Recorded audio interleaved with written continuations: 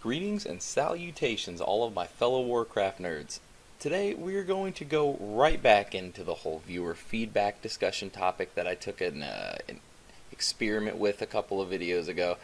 I felt like it turned out really well. I got really good feedback on it. You guys seemed like you enjoyed the fact that I'm taking your feedback and actually creating a back and forth out of it.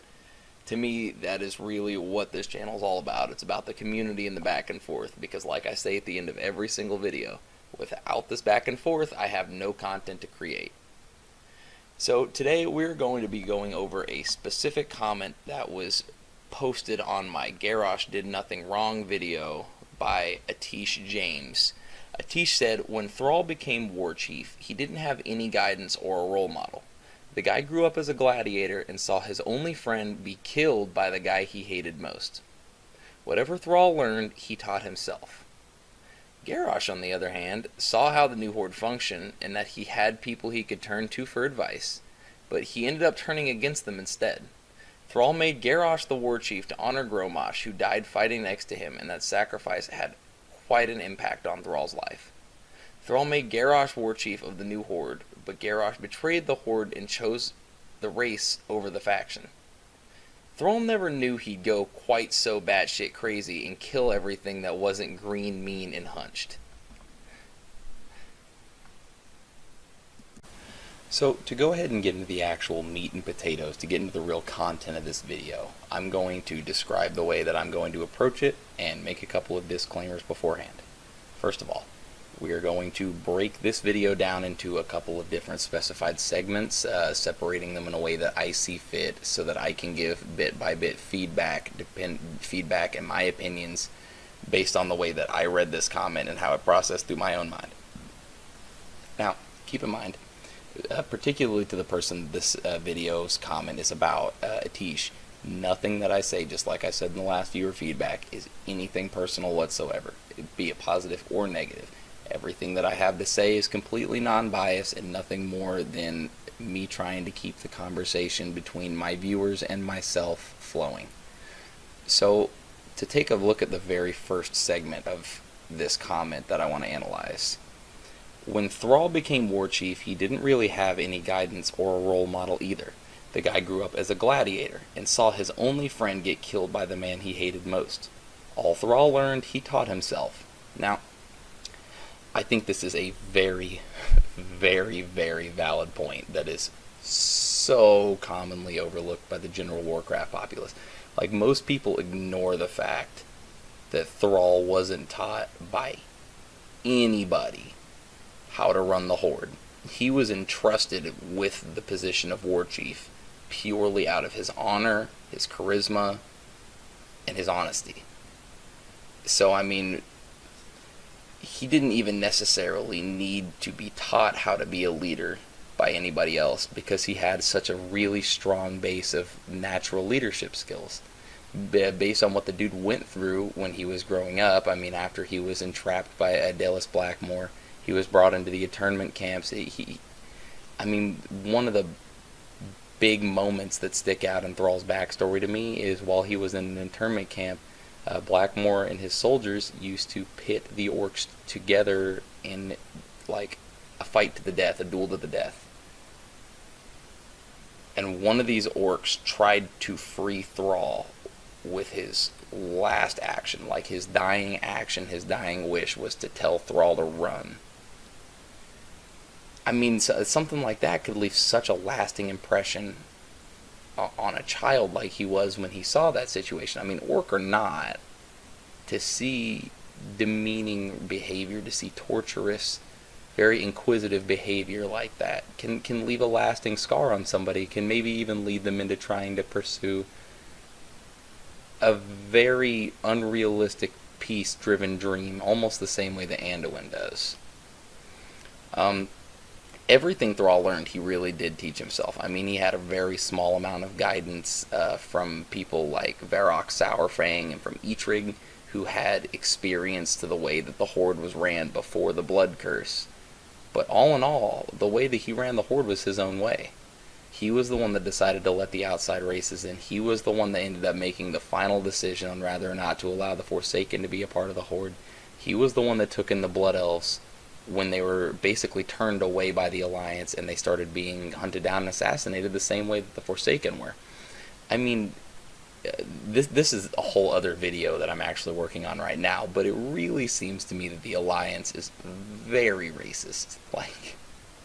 Like I'm not necessarily saying like what you would consider your average racist in 2018, but like, I mean, come on, dude. Orc internment camps, turning away the Blood Elves just because the fact that they're little high elves, you know, they have a little bit of a mana addiction, and they're not the Kal'Dorai. They haven't. I mean, when you look at it, like, the high elves themselves have done so much for the Alliance in the past. It baffled me. Like, it legitimately baffled me that Kael'thas and his Blood Elves were turned away by the Alliance. Like, I mean, I understand that was during the reign of Garithos, but, like, that's still...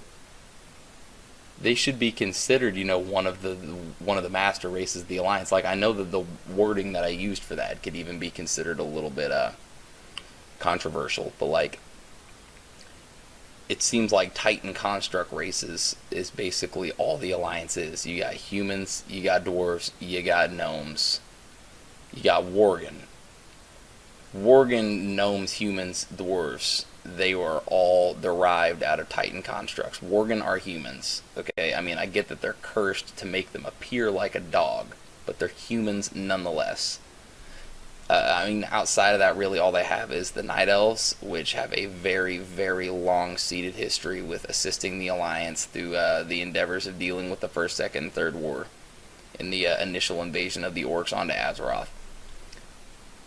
And the Draenei themselves, I mean, they were just looking for refuge. To be completely honest, I never really saw why the Draenei specifically chose the Alliance over the Horde. I mean, I can maybe understand it out of, like, a religious-centric answer. Like, if we're looking at the fact that Valen is completely enamored, completely focused on the light, I mean, that might be a good reason why the Draenei sided with the Alliance when they crash-landed, but, like, I haven't personally seen any solidified evidence of this. So if any of you know of any specific quest text, anything like that could point me in the direction of getting an answer to this question, please let me know in the comment section down below. This is a question I've had since the Burning Crusade, to be completely honest with you. So let's go ahead and analyze the second segment of this comment that I wanted to go over. It reads, Garrosh, on the other hand, saw how the new Horde functioned, and he had people he could turn to for advice, but he ended up turning against them instead. Yet another very, very surprisingly accurate statement. Now, there's a lot of argument against this fact, because, I mean, there were people like Eitrig and Sourfang, Nazgrim, who stayed with him until the bitter end. Like, I mean, Nazgrim followed Garrosh to the death. He followed his ideology and followed what he had to say and what he believed to the death. I mean, he was a very, very, very loyal leader, which is exactly why Sourfang, it's mentioned specifically that he felt very great sorrow and lament for the loss of such a great leader and warrior, even though Sourfang disagreed with his ideology. Which, to me, I mean, that speaks miles and miles and miles for the potential for Sourfang's character. Like, they made him seem so... They basically made him another Thrall. But they're just throwing that out the window by making him roll over and die the way that they are. So... I mean, the people specifically that he turned away and that he turned against for advice were people like Cairn and Bane Bloodhoof. I mean, we all know about the mak'arah that Garrosh challenged Cairn to. That assassination is very well known to have not been Garrosh's fault. I mean, his weapon was poisoned by a Magatha Grim Totem. If I'm not mistaken, I believe it was Magatha Grim Totem that poisoned and tainted his weapon so that it was an unhealable wound. Like, once the skin was broken and hit the blood, there was no antidote, there was no way to save him. I feel like if Garrosh knew that Gorehowl was I mean, actually, no, that wasn't Gorehowl. That was when he was still using his, that's when he was still dual-wielding Wait, no, no, no, no. That was as soon as he got Gorehowl. Like, I mean, I'm pretty sure that was his first battle with that axe, if I'm not mistaken. Uh, I'm sorry, pardon me. I come into all kinds of interesting lore realizations when I think through and look over all these different aspects of what has happened throughout the the World of Warcraft's immense and intense history. But all Bane and Cairn wanted to do was have peace. They wanted the races of the Horde to live in coexistence and to not dispute each other. I mean, we have evidence of the potential dispute that Garrosh was having with outside races. I may be mistaken, but I think it might be the Silver Pine Forest quest line, if I remember correctly, the post-Cataclysm Silver Pine Forest quest line, where basically after Sylvanas offs herself on top of ICC, and she has the vision with the Valks, and the Valks side with her, like she gets a couple of Valkyrie under her command. She shows Garrosh what she's capable of, and Garrosh tells her that she's an abomination, that what she's done is like an atrocity against nature itself. And then when he asks her what's different between her and the Lich King, she says very, very smugly, "Isn't it obvious, Warchief? I serve the Horde." He then proceeds to tell her to watch her clever mouth and calls her a bitch. Like, I mean, Garrosh was he was a pretty hard guy. Like, he was very unwelcoming of outside influence. He wanted the orcish Horde and nothing else. Like, I mean, I feel like when he first got that position, the dude was very open to the different races of Azeroth. He was willing to work with them until he started to find his own personal disgust. He discovered his own disdain for these different races by nitpicking little things about them that he disagreed with and he didn't like, the same way he did the goblin. I mean, actually, he liked the goblins in a certain fashion because they were willing to, build him mass weapons of war for a small amount of profit. But creatures like the Forsaken, like the Tauren, I mean, they were just kind of shoved out of the way because Garrosh disagreed with what they were all about. Moving on to my third and final analytical segment of this video, this section reads, Thrall made Garrosh Warchief to honor Grommash, who died fighting next to him, and that sacrifice had a major impact on Thrall's life. Thrall made Garrosh Warchief of the New Horde, but Garrosh betrayed them and chose his own race over the faction itself. Thrall never knew that he'd go this batshit crazy and kill everything that wasn't green, mean, and hunched. I mean, I referenced this in the previous section. It was very, very clear that toward the end, Garrosh had an utter disdain for everything that wasn't either part of his mongrel horde, a goblin, or a troll. I mean, I don't even know necessarily how he felt about the trolls. I don't know how he felt about vol'jin. I mean, that's an entire other debate on itself. To be completely honest, even with my expansive knowledge on lore, I have very, very little knowledge on Thrall's interactions with vol'jin and with the Darkspear trolls themselves. I mean, I would assume and imagine they weren't too bad, because the trolls and orcs have, I mean, they famously got along since the beginning of the Horde. I mean, granted, the Horde was founded on the Tauren discovering the orcs trying to find themselves refuge, trying to find themselves a new home after the Blood Curse was broken. But I mean, just looking at the racial leaders, Thrall and vol'jin have been like this, dude. Like they've been brothers in arms. There's a reason that Thrall recommended vol'jin specifically for the position of Warchief after the trial of Garrosh, after Thrall executed Garrosh during their mak'arah. Which, by the way, I'm not sure if it was Atish or who. I'm pretty sure it was Atish who very, very clearly and even provided sources to mention that the mak'arah between Thrall and Garrosh was by no means against sacred orc law. The fact that Thrall used elemental magic during that duel was absolutely not against regulation. He had the right to do that because that is his wielding weapon of choice. I mean, granted, he does wield the Doomhammer, but he wasn't using that as a melee weapon the same way that Garrosh uses Gorehowl.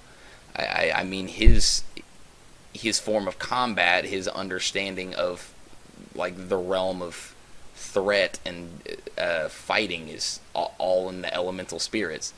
I mean, the dude's the lead of the Earthen Ring. I mean, who was it who shot the magic dinner plated Deathwing and shot him out of the sky? I don't necessarily think that Garrosh did nothing wrong, especially after being enlightened by this comment and then doing some much more extensive, very thorough research based on the evidence that Atish presented to me. But I've kind of come to terms more of the fact that instead of blaming Thrall for what Garrosh did wrong, Thrall's lack of like leadership influence, his lack of education on leadership when he became the war chief of the Horde made him blind to signs like this. I feel like because the only previous example he had of real leadership was Adelis Blackmore until his own leadership of the Horde was brutal and agonizing and full of torture and suffering for everybody who wasn't, the race specified that controlled them.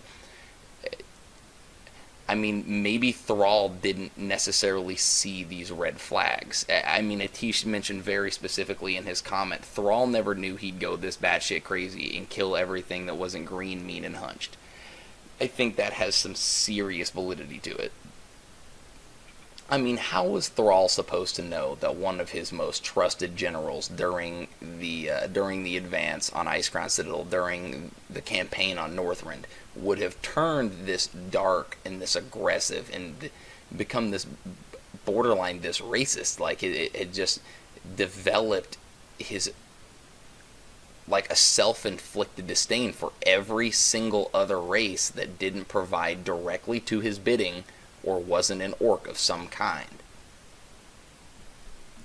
Alright guys, to wrap things up, I just want to state very specifically that during this really in-depth analysis of this comment that was given to me by a very, very dedicated subscriber, I mean, I know I haven't been at this too long, but Atish, you've been supporting me since, like, I don't know, I think my second or third video is when I got your subscription in the first place.